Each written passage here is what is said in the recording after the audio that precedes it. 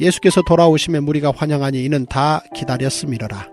이에 회당장인 야이로라 하는 사람이 와서 예수의 발 아래 엎드려 자기 집에 오시기를 간구하니 이는 자기에게 12살 된 외딸이 있어 죽어가미러라. 예수께서 가실 때에 무리가 밀려들더라. 이에 12해를 혈루증으로 앓는 중에 아무에게도 고침을 받지 못하던 여자가 예수의 뒤로 와서 그의 옷가에 손을 대니 혈루증이 즉시 그쳤더라. 예수께서 이르시되 내게 손을 댄 자가 누구냐 하시니 다 아니라 할 때에 베드로가 이르되 주여 무리가 밀려들어 미나이다. 예수께서 이르시되 내게 손을 댄 자가 있도다. 이는 내게서 능력이 나간 줄 알미로라 하신대 여자가 스스로 숨기지 못할 줄 알고 떨며 나와 엎드리어 그 손댄 이유와 곧 나은 것을 모든 사람 앞에서 말하니 예수께서 이르시되 딸아 내 믿음이 너를 구원하였으니 평안히 가라 하시더라. 기도하겠습니다. 하나님, 오늘도 우리가 하나님께 바라는 것이 있어 엎드리며 또 주님을 찾는데, 하나님, 우리가 주님을 찾는 것이 정말 주님을 찾는 것인지, 우리가 예수님을 부르지만 우리가 정말로 예수님을 부르는 것인지 오늘도 우리 안에서 분별이 일어나기를 원합니다. 하나님, 내가 예수의 이름을 부르지만 예수가 아니어도 다른 누군가를 찾을 수 있는 것인지, 정말 예수가 아니어도 나에게 성공을 가져다주고 또 나를 치유할 수만 있다면 누구라도 괜찮은 것은 아닌지, 정말 우리의 믿음의 대상이 확실한 것인지, 오직 예수만 부르시고 있는 것인지 오늘도 주님 앞에 분별하며 나 자신을 하나님께 비추어 보기를 원합니다. 주님, 오늘도 이 말씀에 나오는 귀한 신앙의 선배들을 바라보며 정말 우리가 왜 예수님만 바라봐야 하는지, 정말 우리 자신이 누구인지 깨닫게 하여 주시고 오늘도 예수님을 다시 한번 만나는 귀한 새벽 될 수 있도록 주님께서 오늘도 말씀 가운데 임하여 주시옵소서. 오늘도 깨닫기를 원합니다. 주님, 말씀하여 주시옵소서. 예수 이름으로 기도드립니다. 아멘. 네, 오늘 말씀을 보시면 이 회당장이 예수님을 찾아옵니다. 그런데 여러분이 이제 회당장이 어떤 직분인지를 좀 아셔야 돼요. 구약에 성전 시대가 가고 신약에서 성령님이 오시기 전에 잠깐 회당의 시대라는 중간기가 있습니다. 그리고 성령님이 오신 이후에는 교회의 시대로 접어드는 거예요. 그러니까 이게 뭔지 아시겠죠? 이 구분이. 그러니까 이 성전의 시대라는 것은 이 성전의 중심이 성직자예요. 레위인이고 그 다음에 제사장인 것이죠. 그러니까 만약에 그곳에 제사장이 없고 레위인이 없으면 예배를 드릴 수 없는 시대가 성전 시대였어요. 그런데 성령님이 임하시고 이 시대가 교회의 시대가 됐단 말이죠. 이 말 뜻이 뭐냐면 성령을 받은 모든 사람들이 있는 곳에서 예배를 드릴 수 있고 기도할 수 있고, 성령을 받은 모든 사람들이 그 교회의 중심이 될 수 있는 거예요. 말씀에 있는 모든 사람은 그곳에서 지도자가 될 수 있는 것이고, 제자는 누구든지 간에 예수 그리스도의 이름으로 세례를 줄 수 있는 그런 만인 제사장의 시대가 된 거죠. 그런데 이 교회의 시대가 밝기 전까지는 회당장이라는 것은 어마어마한 직분이었어요. 그러니까 이 시대의 회당의 가장 윗질서가 누구냐? 그게 바로 회당의 장이었어요. 당시 회당에는 보통 10명의 회당장을 세웠는데 그 중에 3명은 원로 장로로 세워서 각종 문제에 대한 멘토링을 하고, 나머지 7명은 회당에서 행해지는 모든 행사와 일을 감독하는 일을 했어요. 그러니까 이 회당장이라는 것은 당시에 이제 행정과 모든 예배를 책임지는 굉장히 높은 직책이었습니다. 그런데 이 회당장이 이날 목수의 아들, 그리고 회당하고는 아무 상관이 없는 예수님의 아들, 하나님의 아들 예수님께 찾아왔어요. 그리고 발 아래 꿇어 엎드렸습니다. 그런데 제가 지난번에도 이제 말씀을 드렸지만 발 아래 꿇어 엎드렸다는 이 모습은 내가 오늘 당신의 완전히 밑에 있는 자라고, 내가 오늘 당신을 수종드는 자이고 당신에게 완전히 정복당했다라는 이 가시적인 표현이에요. 그런데 우리가 한번 여기서 질문해 봐야 될 게 있어요. 그게 뭐냐면 정말 이게 겸손의 표현이냐 이거죠. 엎드리기는 하는데 이게 정말 예수님을 하나님으로 알고 엎드리냐 이거죠. 이 엎드림이 겉보기에는 굉장히 겸손해 보이는데 이 엎드림의 진짜 의미가 뭐냐라는 거예요. 여러분, 우리가 여기서 이 겉모습, 우리가 기도한다라고 눈을 감고 기도한다라고 해서 기도할 때 정말 그것이 기도인지, 그리고 엎드리고 있다라고 할 때 정말 그것이 예배인지 겉모습을 속으면 안 되는 게 바로 여기에서 분별이 있어야 되는 거예요. 이분이 겉으로는 겸손하게 엎드렸는데 이 엎드림의 성격이 뭐냐라는 거죠. 이게 지금 믿음일까요? 기복일까요? 도대체 이 회당장은 누구를 향해서 엎드리며 왜 엎드리는 걸까요? 제가 묻는 게 뭐냐면 이분의 직분이 회당장이에요. 아마 지금 예수님을 따르는 사람 중에 직분이 이 사람보다 높은 사람은 없을 거예요. 아무도 없어요. 그런데 제가 여쭤보는 게 뭐냐면 지금 이 사람의 영적 수준도 그만큼 높냐라는 거죠. 어떨까요? 자, 오늘 그걸 드러내주는 사람이 나타났는데 오늘 예수님이 회당장의 요청을 받고 길을 갑니다. 딸이 죽게 됐다는 거예요. 나의 외딸, 나의 하나밖에 없는 딸이 죽게 됐다는 거예요. 같이 가자라고 하면서 이렇게 길을 갑니다. 가는데 여러분 이 길은 정말 급한 길이에요. 왜 급하냐면 지금 회당장은 자기 딸이 위독하다고 생각해서 빨리빨리 서두르는 건데 사실 마태복음을 보면 회당장이 예수님을 만났던 이 시점에 이미 딸은 죽은 상태였어요. 그러니까 회당장의 입장에서는 지금 집에서 출발할 때 마지막으로 봤던 딸의 상태는 숨이 끊어지기 직전이었어요. 굉장히 위독한 상태였습니다. 그렇기 때문에 지금 딸이 죽었다는 사실을 모르는 이 회당장 입장에서는 딸이 죽기 직전의 모습만 기억되고 있기 때문에 굉장히 마음이 급해요. 1초가 급한 상황인 거예요. 빨리 가야 되는 거죠. 그래서 예수님이 나랑 같이 뛰어가도 모자랄 판국이었는데 갑자기 길을 가다가 멈추세요. 그리고는 사방을 두리번거리면서 누구를 찾기 시작해요. 급해 죽겠는데 지금 이 상황에 누구를 찾는 거예요. 그러면 지금 예수님이 애타게 찾으시는 그 한 사람이 누구냐라는 거죠. 지금 이 다급한 와중에 길을 멈추고서 누군가를 찾고 있다면 지금 굉장히 중요한 사람일 텐데 그는 누구냐라는 거죠. 그런데 누군가를 찾던 예수님이 갑자기 그 사람을 찾는 이유를 이렇게 밝히세요. 방금 누가 나를 만졌다는 거죠. 그런데 이거는 굉장히 이상한 거예요. 왜냐하면 지금 예수님이 주변에 수많은 사람이 몰린 상태라 예수님을 만지고 있는 사람이 한두 사람이 아니에요. 그러니까 오늘 제자도 말하는 게 뭐냐면 이렇게 많은 사람이 예수님을 붙들고 있는데 아니 예수님을 만진 사람이 누구냐고 어떻게 찾냐라는 거죠.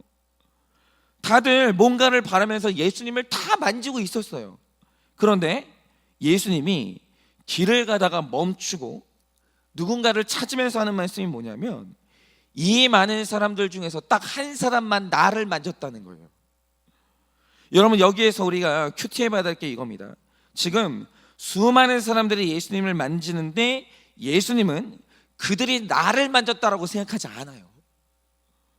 그런데 그 중에서 한 사람만 지금 나를 만졌다는 거예요. 한 사람만. 이게 무슨 뜻일까? 여러분 수많은 군중이 예수님을 만질 때 이 만짐의 의미가 뭔가라는 거죠. 제가 예전에 말씀을 드린 것 같은데 다시 한번 들어보세요. 필리핀에 가면 매년 1월 9일이에요. 1월 9일이면 딱 한 번 검은 예수상이라는 까맣게 칠한 예수님의 모형이 행진용 차량에 실려서 거리를 행진하는 날이 있습니다. 그런데 이게 왜 중요한 날이냐면 필리핀 사람들은 이 예수상이 내 손길에 닿으면 어떤 병이든 낫는다는 믿음이 있는 거예요. 그러니까 제가 이 필리핀에 가서도 참 재밌었던 게 이 천주교라는 이 종교가 이미 다신교가 됐거든요. 다른 종교에도 구원이 있다라고 이제 선포를 해놓은 상태예요.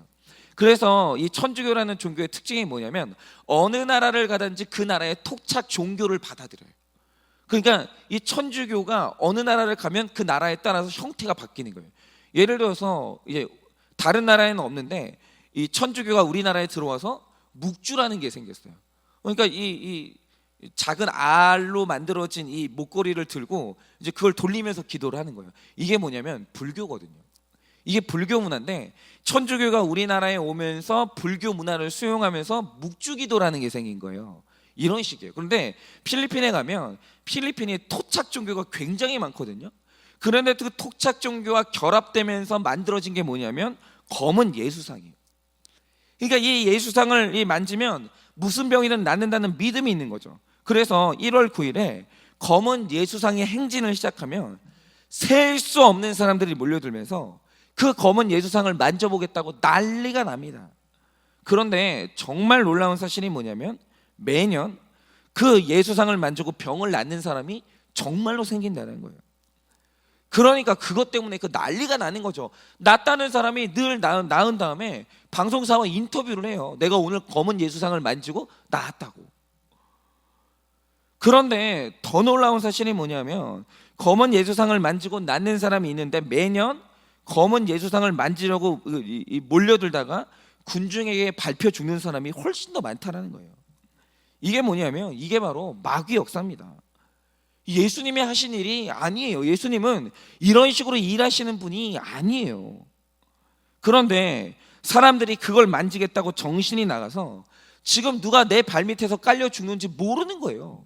모르면서 내가 낫기를 위해서 다른 사람 밟고선 계속 그 예수상을 만지려고 하는 거예요. 이건 신앙이 아니죠. 이건 믿음이 아닙니다. 이건 그냥 어떤 종교인 거예요.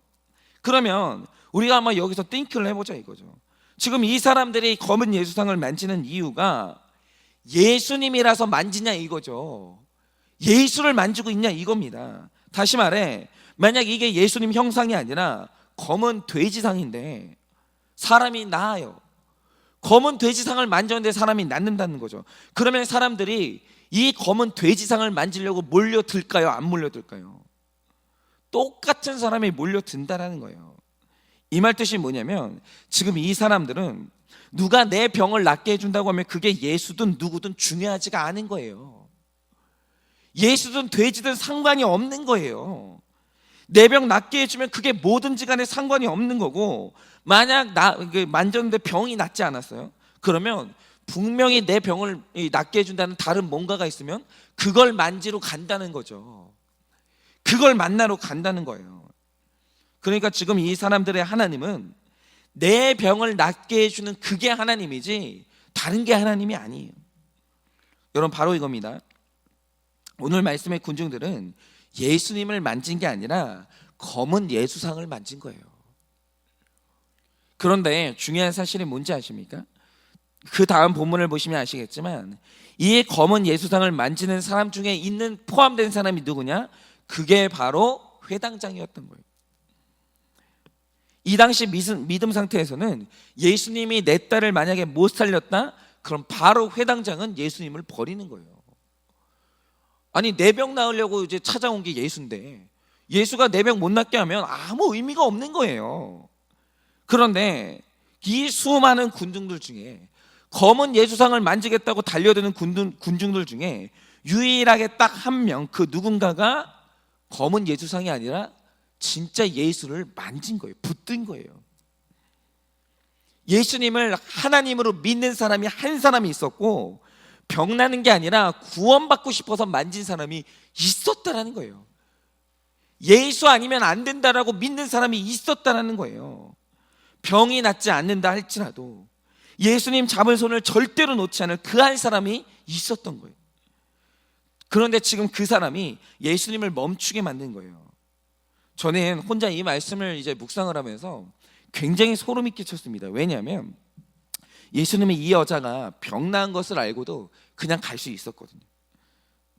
그런데 굳이 멈추시더니 지금 이 여자를 찾는 거예요. 그러면 왜 찾냐 이거죠. 이유는 딱 하나입니다. 구속사가 열린 이 여자. 병 나는 게 아니라 병 때문에 말씀이 들린 이 여자. 병 때문에 진짜 예수님을 만난 이 여자. 그 여자를 찾아서 회당장과 군중들에게 보여주고 싶은 거예요. 지금 이 여자를. 오늘 이 많은 군중들 가운데서 말씀을 가르쳐야 되는 사람은 직분이 높은 회당장이 아니라 예수님을 만난 구속사가 깨달았던 이 여자라는 거예요. 모든 사람들 중에 가장 영적으로 높은 질서에 있는 사람이 누구냐? 예수 만난 이 여자인 거예요. 그런데 여러분 이게 당시로 보면 파격적인 서열 파괴라는 거 다 아시죠? 여러분 이 무리 중에 애들은요 예수님 근처에 올 수도 없어요. 어디 애들이 예수님에게 옵니까? 혼나죠. 그리고 더불어서 여자들은 더더욱 못 오는데 오늘 혈루병에 걸린 여자라고 하면 올 수가 없는 거예요. 지금 이 많은 남자들이 회당장 앞에서, 그런데도 불구하고 오늘 이 많은 남자들, 그리고 직분자들 앞에서 예수님이 자랑하고 싶은 사람이 누구냐? 여자예요. 이 여자. 여러분, 오늘 이 시대가 바로 이런 시대예요. 예수님이 자랑하고 싶은 사람이 누구냐? 직분 가진 사람이 아니에요. 여러분, 돈 많은 사람이 아닙니다. 지금 예수님이 이 교회의 시대에 정말 자랑하고 싶은 한 사람이 누구냐? 말씀이 깨달아지고 구속사가 깨달아지고 정말 예수님을 만난 바로 그 사람이 오늘 교회의 시대의 영적인 지도자인 거예요. 여러분, 지금 이 예수님의 회당장, 남자, 부자, 노인 등등 예수님 주변에 있는 모든 사람들에게 하시는 말씀이 뭐냐면, 니들이 무시하는 이 여자가 나의 자랑이고 이 여자가 너희가 보고 배워야 될 영적인 리더라는 거예요. 직분을 가진 너희보다 말씀이 들린 이 여자가 나랑 훨씬 더 가깝다라는 거예요. 이 여자, 바로 이 여자. 여러분, 바로 이겁니다. 영적인 세계의 질서가 뭐냐면 기복이 아니라 구속사가 열린 사람, 검은 예수상이 아니라 예수님의 옷자락을 사모하는 그 한 사람, 예수님이 뭘 하려고 이 땅에 오셨는지 그 목적이 깨달아진 성령의 사람, 바로 그 사람이 모든 질서 위에 있는 사람이고, 오늘 회당장에 엎드려서 배워야 될 사람이 바로 이 혈루병에 걸린 보잘것없는 여자예요. 여러분, 이 혈루병 걸린 여자 자체가 회당장을 향한 예수님의 가르침이고 우리를 향한 예수님의 가르침인 거예요. 여러분, 오늘 이 회당장은 내 딸의 병을 낫게 해줄 수 있다고, 낫게 해준다고 하면 예수님이 아니어도 돼요. 누구라도 상관이 없었던 거예요. 그런데 오늘 이 회당장이 언젠가 다시 죽을 수밖에 없는 내 딸에게 영원한 생명을 주기 위해서 반드시 데려가야 되는 존재가 누구냐면 오직 예수님 한 분이라는 거예요. 검은 예수상은 혈루의 근원을 낫게 할 수가 없어요. 오늘 우리의 혈루의 근원을 낫게 할 수 있는 유일한 분은 예수 그리스도밖에 없다는 거예요.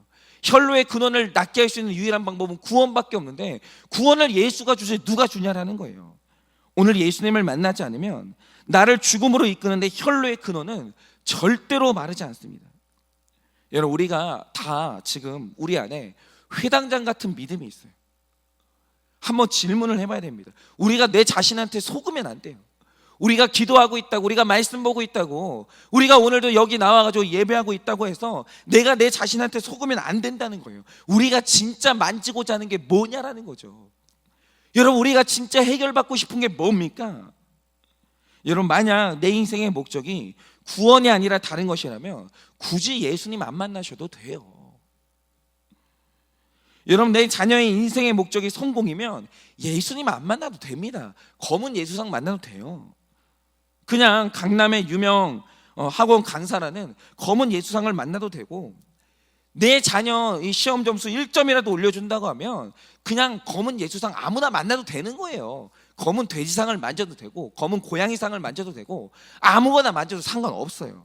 그런데 오늘 이 모든 만남을 포기하고 예수 만나야 되는 사람이 누구냐?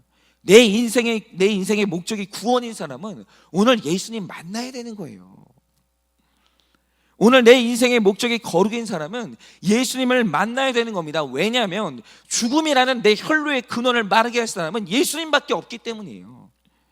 죄라는 내 혈루의 근원을 용서하고 마르게 할 분은 예수님밖에 없기 때문입니다. 여러분, 죽어서 지옥 갈 수밖에 없는 내 운명, 이 저주받은 운명의 혈루의 근원을 마르게 할 수 있는 분은 예수님밖에는 없어요. 그거는 검은 예수상은 못하는 거예요. 여러분, 오늘 우리가 붙들고 있는 게 뭡니까? 오늘 우리가 만나고자 하는 게 뭐냐라는 거예요.